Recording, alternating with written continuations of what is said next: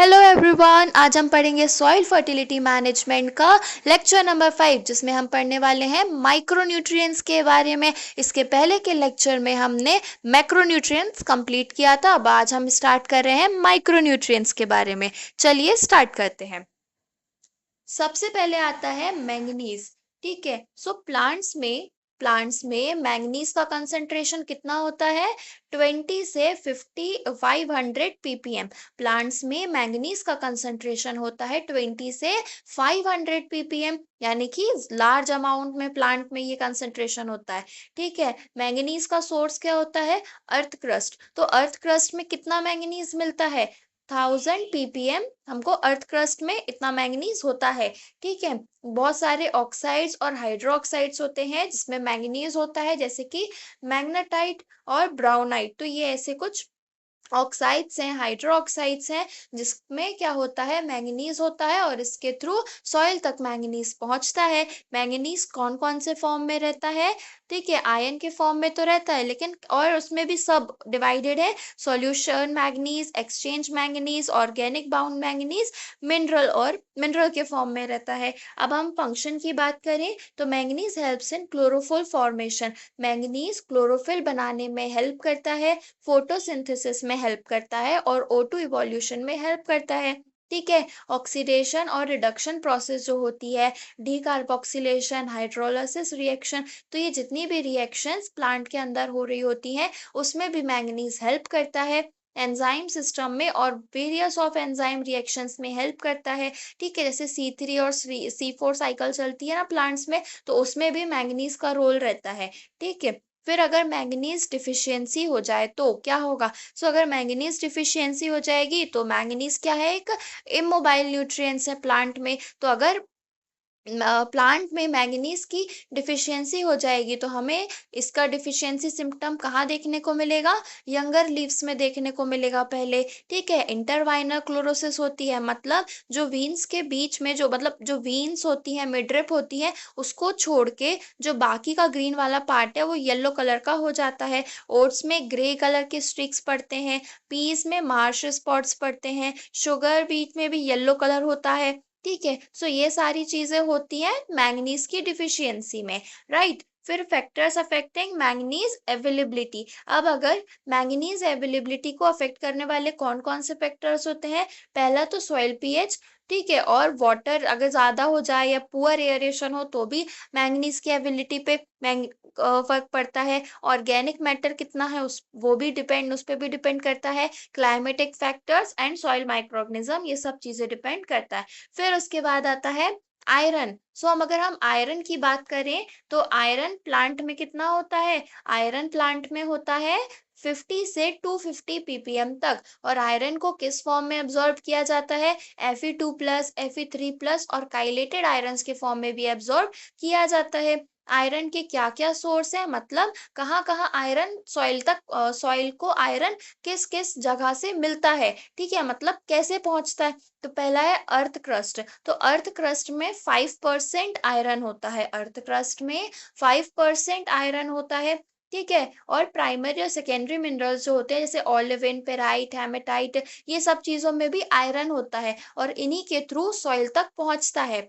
ठीक है, so iron के फॉर्म्स कौन कौन से होते हैं? प्राइमरी और सेकेंडरी मिनरल्स ऑफ आयरन, यानी कि आयरन के मिनरल फॉर्म में भी होता है, एड्सॉर्ब्ड में, ऑर्गेनिक में और सॉल्यूशन में। तो इन फॉर्म्स में आयरन होता है सॉइल में। ठीक है, फिर उसके बाद फंक्शंस की बात की जाए, so iron helps in the synthesis of chlorophyll. Iron जो है वो क्लोरोफिल सिंथेसिस में हेल्प करता है। ठीक है, और जितने भी स्ट्रक्चर कंपोनेंट्स होते हैं, जैसे कि साइटोक्रोम्स, हेमिलिन, हीम्स, हीमोग्लोबिन, इन सब चीजों के स्ट्रक्चर कंपोनेंट में, तो इन सब चीजों के बनने में भी आयरन का यूज होता है। मतलब जितने भी कंपोनेंट हैं, एंजाइम्स वगैरह हैं, ठीक है, अमीनो एसिड्स हैं, सो उनमें वो किसके बने हुए हैं?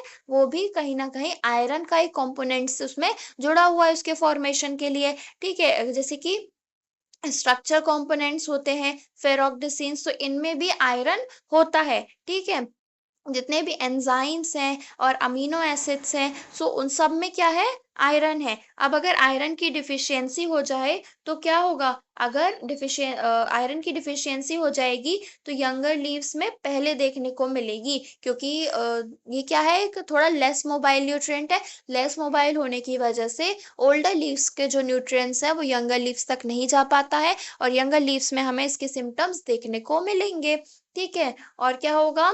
It occurs in soils of alkaline soil and poorly drain soil. जो पुअरली ड्रेन सॉइल होती है और जो अल्कलाइन सॉइल होती है उसमें भी, उन सॉइल्स में इसकी डिफिशियंसी देखने को मिलेगी। मतलब वो जो अल्कलाइन सॉइल है और वाटर लॉक्ड सॉइल है तो वहां पे क्या होगा? वहां पे याद रखना, वहां पे आयरन कम होता है। ठीक है, और जो यंगर लीव्स रहती है उनमें इंटरवाइनल क्लोरोसिस होता है, मतलब येलो कलर की लीव्स होती हैं। ये हो गया आयरन। फिर उसके बाद है जिंक। जिंक की बात करें तो एक नॉर्मल प्लांट में कितना कंसंट्रेशन जिंक होता है? 25 से 1500 ppm तक जिंक होता है। और जिंक डिफिशियंसी लेवल कितना होता है? Less than 20 ppm। अगर 20 ppm से कम अगर जिंक जाता है, मतलब हम बोलेंगे तब की डिफिशियंसी क्या हो गई है? जिंक की डिफिशियंसी हो गई है। देखो, अगर 20 ppm से अगर कम है जिंक, किसी भी प्लांट में 20 ppm से जिंक कम है, मतलब उसकी डिफिशियंसी है। ठीक है, और अगर 400 ppm से ज्यादा है जिंक, मतलब टॉक्सिसिटी है, बहुत ज्यादा हो गया है। तो एक नॉर्मल कंसेंट्रेशन जिंक का कितना होगा प्लांट में? 25 से 1500 ppm तक। Zinc is present in all parts of plant.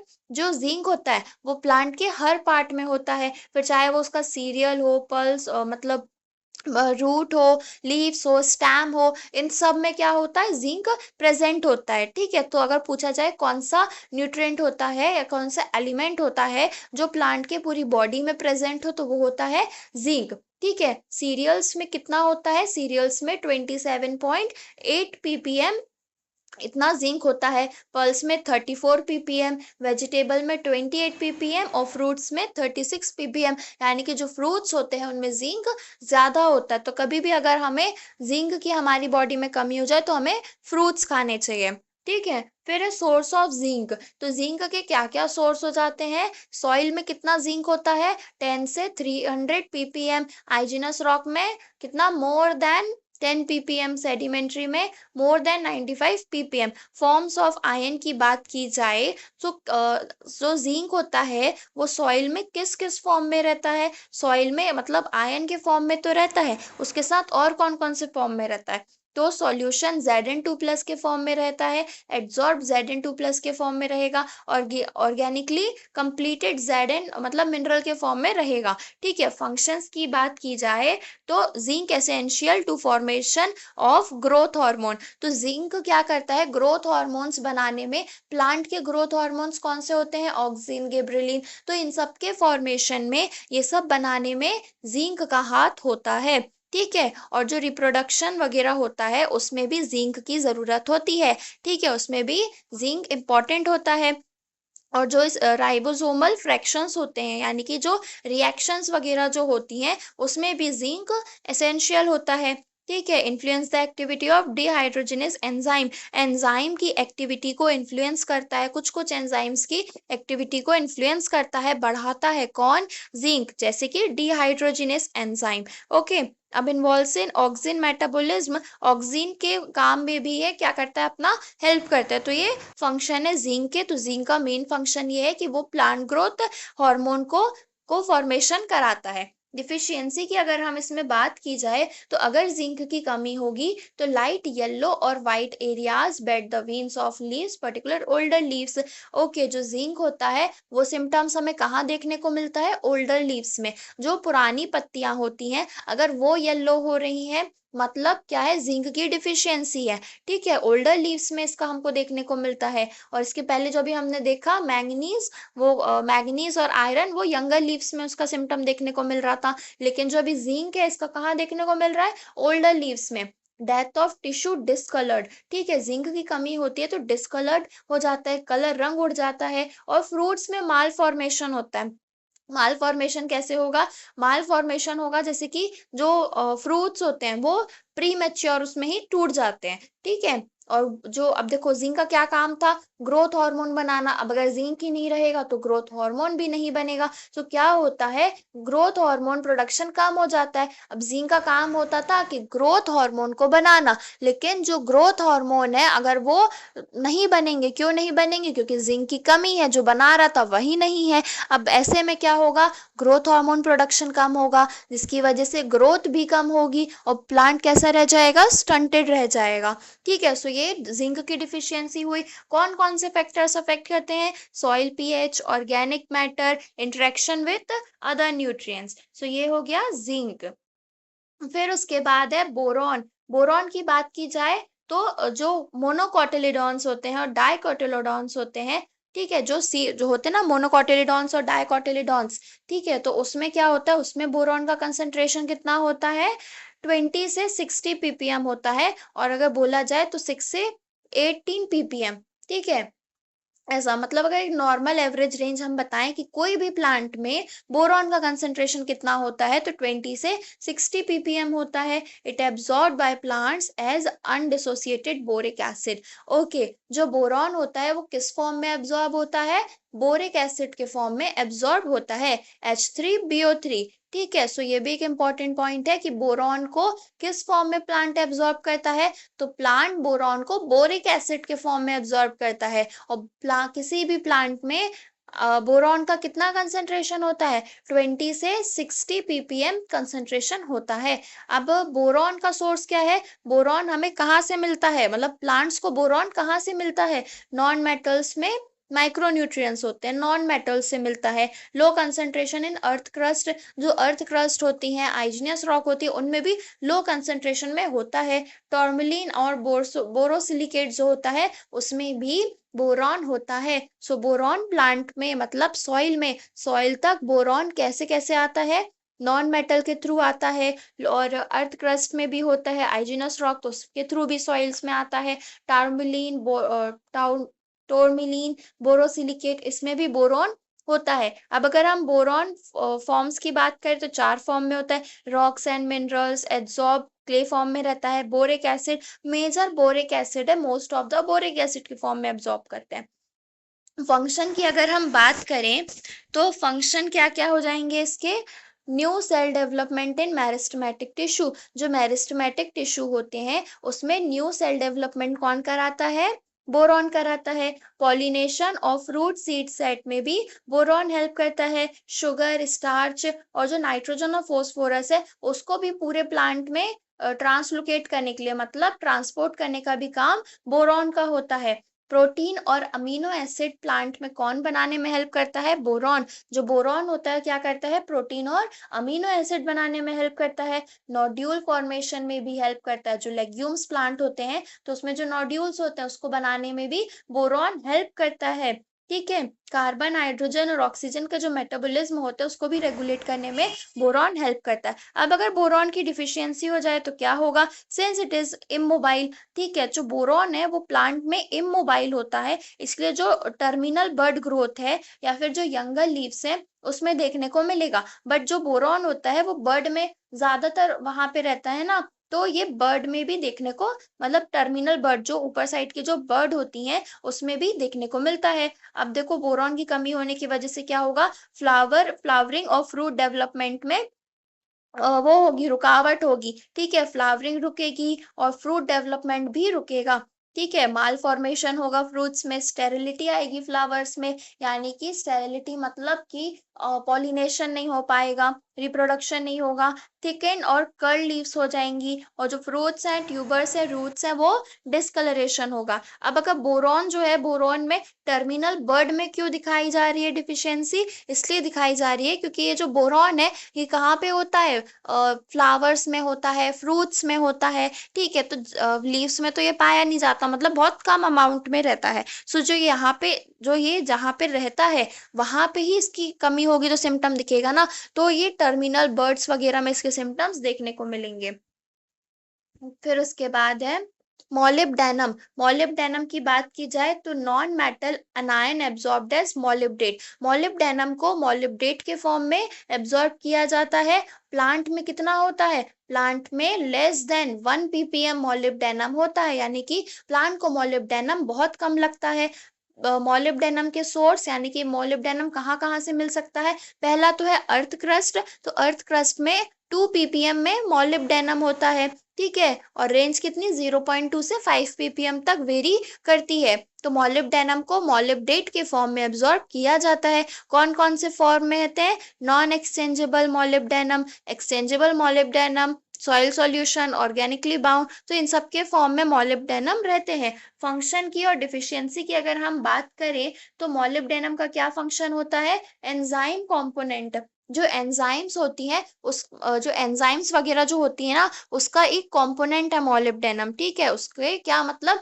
Enzyme के बनने में भी होता है, मतलब एंजाइम जिस चीज से मिलके बना हुआ है उसमें मोलिब्डेनम है। Structural component of nitrogenous enzyme, जो नाइट्रोजनस एंजाइम है उसका भी कंपोनेंट होता है, यानी कि नाइट्रोजनस एंजाइम जो है क्या है? ये केमिकली कंपाउंड है ना, तो उसमें मोलिब्डेनम होता है। जो कि क्या नाइट्रोजनस एंजाइम क्या करता है? नाइट्रोजन फिक्सेशन में यूज होता है। और क्या करता है? Essential for absorption and translocation of iron. Molybdenum क्या करता है? आयरन के एब्जॉर्प्शन और ट्रांसलोकेशन में हेल्प करता है, मतलब रूट जो होती है वो आयरन को एब्जॉर्ब करे और पूरे प्लांट में उसको ट्रांसफर करे, ट्रांसपोर्ट करे, ये इसमें हेल्प करता है मोलिब्डेनम। अब अगर इसकी डिफिशियंसी की बात करें तो क्या होता है? फ्लावर फॉर्मेशन को रोकता है, ठीक है, मोलिब्डेनम क्या की कमी की वजह से, ठीक है। मोलिब्डेनम की डिफिशियंसी की बात कर रहे हैं तो अगर मोलिब्डेनम की कमी हो जाती है तो फ्लावर फॉर्मेशन रुक जाता है। इम्बैलेंस वेरियस अमीनो एसिड, और जो अमीनो एसिड्स हैं वो भी इम्बैलेंस हो जाते हैं। Reduce activity of symbiotic and non symbiotic nitrogen fixation. अब देखो क्या मैं बताऊं इजी उसमें, तो मोलिब्डेनम की डिफिशियंसी की वजह से क्या होता है? फ्लावर फॉर्मेशन नहीं होता है, अमीनो एसिड्स इम्बैलेंस हो जाते हैं, नाइट्रोजन फिक्सेशन क्या होता है? नहीं होता, रिड्यूस हो जाता है, और कॉलीफ्लावर में विप्टेल हो जाता है मोलिब्डेनम की कमी की वजह से, ठीक है। फिर उसके बाद है क्लोरीन। क्लोरीन की बात की जाए तो प्लांट में क्लोरीन कितना होता है? 0.2 से 2% तक इतना कंसंट्रेशन क्लोरीन में, क्लोरीन का प्लांट में होता है। क्लोरीन को एब्जॉर्ब किया जाता है Cl- आयन के फॉर्म में। क्लोरीन का सोर्स है आइजीनियस एंड मेटामॉर्फिक रॉक, और जो सॉल्यूबल सॉल्ट होते हैं जैसे कि नमक, NaCl, CaCl2, MgCl2, तो ये जितने भी सॉल्ट हैं, जितने भी सॉल्ट होते हैं उन सब में क्या होता है? क्लोरीन होता है, ठीक है। और अर्थ क्रस्ट में कितना क्लोरीन होता है? 0.02 से 0.05, ठीक है। It is mobile with in the plant. Okay, so chlorine क्या होता है? क्लोरीन मोबाइल होता है प्लांट्स में। अब इसके फंक्शंस की बात की जाए तो जो भी बायोकेमिकल रिएक्शंस और जो ऑस्मेटिक कैटायन वगैरह, जो न्यूट्रलाइजिंग रिएक्शंस वगैरह होते हैं, मतलब जितने भी सॉल्ट वगैरह बनते हैं प्लांट में, उन सब में क्या होता है? क्लोरीन की रिक्वायरमेंट होती है। क्लोरीन उन सब में जरूरी होता है। Act as a counter ion, counter ion की तरह ये एक्ट करता है, ठीक है। और क्या करता है? फोटोसिंथेसिस में O2 को रिलीज करवाने में भी हेल्प करता है। डिफिशियंसी, अब अगर क्लोरीन की डिफिशियंसी हो जाएगी तो विल्टिंग होगी, टर्जिडिटी लॉस होगी, यानी कि स्ट्रेंथ उसकी नहीं रह जाएगी, वो बहुत वीक हो जाएगा प्लांट। नेक्रोसिस होगा और लीफ ब्राउनजिंग, मतलब लीफ ब्राउन कलर की होने लगेगी। अब निकेल की बात करें तो प्लांट में निकेल कितना कंसेंट्रेशन में होता है? 0.1 से 1 ppm तक होता है, वो भी ड्राई मैटर के बेसिस में, ठीक है। और क्या होगा? हाई लेवल ऑफ निकेल में induce Zn and Fe deficiency. Okay, यानी कि अगर निकेल, निकेल जो एक एलिमेंट है, अगर ये ज्यादा अमाउंट में होगा प्लांट का तो ये क्या करेगा? जिंक और आयरन की जो प्रेजेंस है उसको कम करेगा। निकेल क्या करेगा? जिंक और आयरन की प्रेजेंस को कम करेगा, इसलिए जितनी निकेल की रिक्वायरमेंट है हम उतना ही रखेंगे, ठीक है। अब अगर हम इसके फंक्शन की बात करें तो क्या करता है? यूरियाज का एक कंपोनेंट है ये, ठीक है। और जो नाइट्रोजन मेटाबॉलिज्म होता है उसमें हेल्प करता है। नोड्यूल वेट और यील्ड ऑफ कॉस्ट में भी स्टिमुलेट होता है। अब अगर इतना ही है निकल का, और अगर डिफिशियंसी की बात की जाए तो अगर इसकी डिफिशियंसी होगी तो प्लांट येलो कलर, मतलब जो प्लांट की लीव्स है उसमें येलो कलर होने लगेगा, ठीक है। तो ये हो गया, ठीक है, निकेल हो गया, क्लोरीन हो गया, जो हमने आज गाइस पूरे माइक्रो न्यूट्रिएंट्स पढ़ लिए हैं, ठीक है? तो आज के लिए इतना ही। Bye bye.